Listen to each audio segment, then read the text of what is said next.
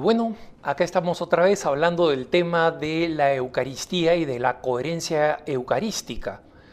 Y esto es porque me sorprende la cantidad de desinformación que existe en el mundo hispanohablante sobre lo que ha sucedido con los obispos en Estados Unidos, con el presidente Biden y con el debate en torno a la Eucaristía. Lo que primero quiero hacer es explicar los hechos exactamente para que sepan qué es lo que ha pasado y en consecuencia lo que no ha pasado. Los obispos estaban discutiendo en su reunión de junio, que es la reunión de medio año, después van a tener una ya presencial en noviembre en la ciudad de Baltimore. En este encuentro en línea tuvieron varias votaciones y una de ellas que concentró toda la atención de la prensa secular, especialmente de los principales medios que sabemos que son liberales, anticatólicos de izquierda, como el periódico USA Today, el New York Times, el Washington Post y la mayoría de las cadenas televisivas norteamericanas y también las grandes hispanas controladas desde México, ¿no? Y básicamente lo que sucedió es que al inicio de la presidencia del presidente Biden, los obispos reconocieron algo que es absolutamente evidente, que es, tenemos un presidente que es el hombre más poderoso del mundo, el presidente de los Estados Unidos, y en consecuencia que es el católico más prominente del mundo, ¿no? Hay en este momento grandes santos que cuando la gente se olvide del presidente Biden, estos santos serán reconocidos como todo el mundo se acuerda hoy en día, digamos, de San Ignacio de Loyola o de Santo Domingo de Guzmán, y nadie se acuerda quiénes eran los reyes en esa época, ¿no?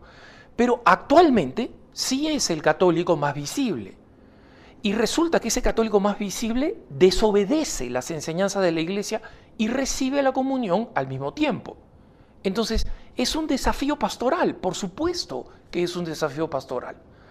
Entonces, al presidente Biden no le gustará, a los católicos pro aborto no les gustará, pero si piensan un poquito, tienen que reconocer, la Iglesia enseña esto y ese es un requerimiento para poder recibir la comunión dignamente.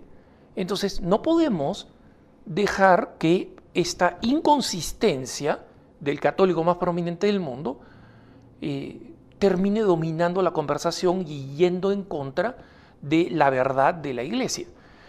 Entonces los obispos dicen, tenemos que enfrentar este asunto y una propuesta de un comité ad hoc es, escribamos un documento sobre la coherencia eucarística.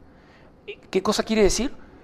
Que lo que es la Eucaristía y lo que decimos que es la Eucaristía tiene que ser coherente con nuestra conducta. Es un excelente término, coherencia eucarística, ¿no? Y la prensa secular inmediatamente convirtió este documento potencial en el documento para negarle la comunión a Biden. Es decir, como si el objetivo del documento fuera negarle la comunión a Biden y a todos aquellos católicos, en su mayoría demócratas, que van en contra de doctrinas esenciales, no cualquier doctrina, porque hay muchas doctrinas en las que la Iglesia da una indicación, pero la política final queda a juicio de la opinión prudencial, ¿no? Del juicio prudencial. Pero en este caso se trata de temas fundamentales y obviamente, como saben ustedes, inmediatamente algunos obispos encabezados por el cardenal Blase Cupich de Chicago, decidieron mandar una carta interna diciendo que esta discusión no se tuviera. ¿Cuál discusión? La de preparar un documento sobre coherencia eucarística. ¿Qué razón tendría el episcopado para postergar una discusión para aprobar un documento? Es decir, no para escribir el documento, sino para aprobar un borrador de un documento que va a ser recién aprobado o rechazado o modificado en noviembre. ¿Cuál sería la razón para frenar esto? Una sola. que la prensa secular está diciendo que este es un documento contra Biden. Y el documento es un documento a favor de la coherencia eucarística. Y obviamente al explicar la coherencia eucarística, cualquier católico va a poder poner 1 y 1, 2, que es determinadas decisiones personales llevadas a la plaza pública, como favorecer la eutanasia, como ir en contra del matrimonio natural, como favorecer el aborto, que es el asesinato de millones de bebés, ¿no?, que vienen ocurriendo en Estados Unidos y en el resto del mundo por influencia y financiación norteamericana. Que esa persona no puede recibir la comunión. Entonces, el hecho de pensar de que este documento es contra Biden y que en consecuencia es político, es una total falta de comprensión pastoral de parte de unos obispos que están más preocupados de la política. Y lo paradójico es que estos obispos, que son una minoría y que no lograron detener la votación en torno al documento, son los que tienden a acusar al resto de los obispos, a la gran mayoría, de estar politizando el tema. Pero no se sorprendan, hermanos, es el mundo al revés. Eso es lo que pasa con la infidelidad al Evangelio. En el mundo secular, que rechaza completamente el Evangelio, o en el mundo intracatólico de aquellos que utilizan el término de misericordia para justificar el total rechazo de la verdad revelada por Jesucristo, y donde básicamente los católicos terminan siendo agnósticos que van a misa, o sea, no creen en nada de lo que enseña la Iglesia, creen en todo lo que va en contra de la Iglesia, defienden todas las causas que son contrarias a las enseñanzas de la Iglesia, son, y este no es un término que he inventado yo, es un término que acuñó el arzobispo Charles Chaput, cuando dijo, bueno, pero ¿qué pasa con todos esos católicos que, bueno, piensan lo que se les da la gana, pero se siguen diciendo católicos, los famosos católico pero? Yo soy católico, pero no creo en... Soy católico, pero... El católico, pero... ¿no? Que es, como dice el cardenal Chaput, el arzobispo Chaput, agnósticos que van a misa. No son católicos, son agnósticos que van a misa. Digo, son católicos desde el punto de vista sacramental porque han recibido el bautismo, pero desde el punto de vista práctico no juegan para la causa de la nueva evangelización, juegan en contra, ¿no?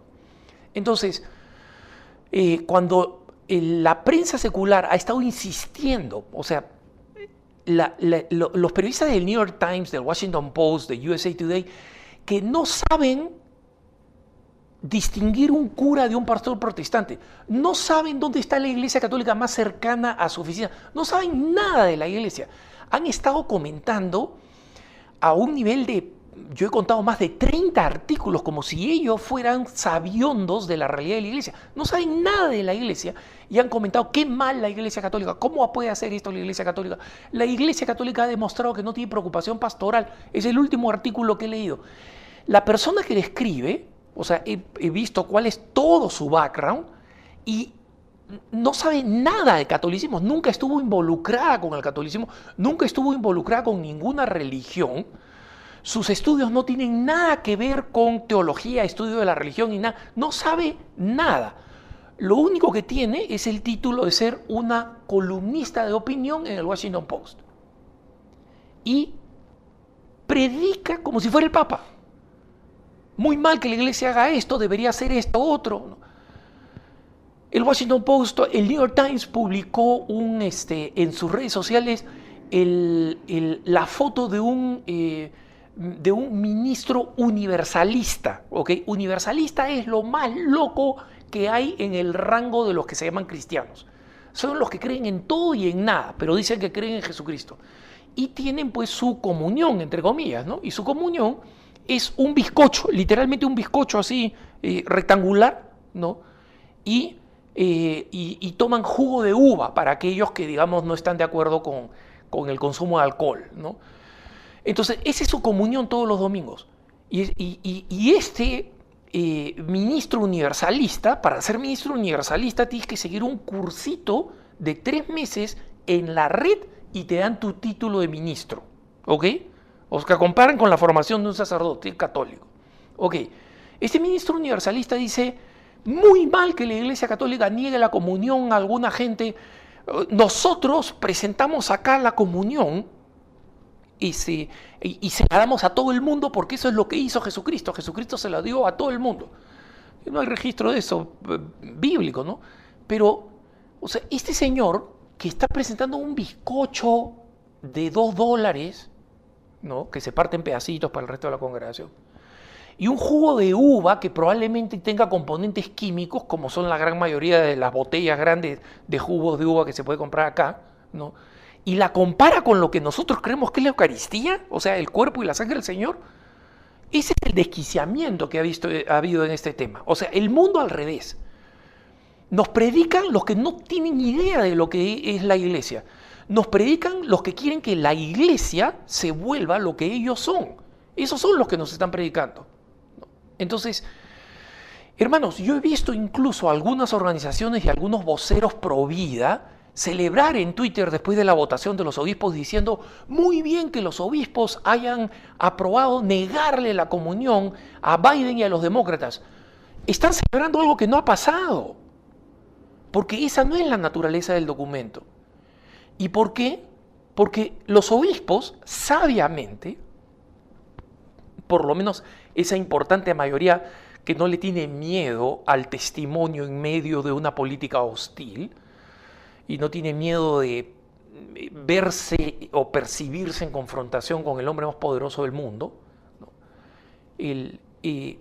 Ellos han entendido que es un tema pastoral, como lo he dicho en otras ocasiones, repitiendo la enseñanza de la iglesia, no necesariamente dando mi opinión, sino mostrando mi acuerdo con lo que dice la iglesia. Nadie ama lo que no conoce, decía San Agustín. Y esa frase la repitió Santo Tomás de Aquino para decir, por eso es que tenemos que entender nuestra fe, por eso es que necesitamos una catequesis.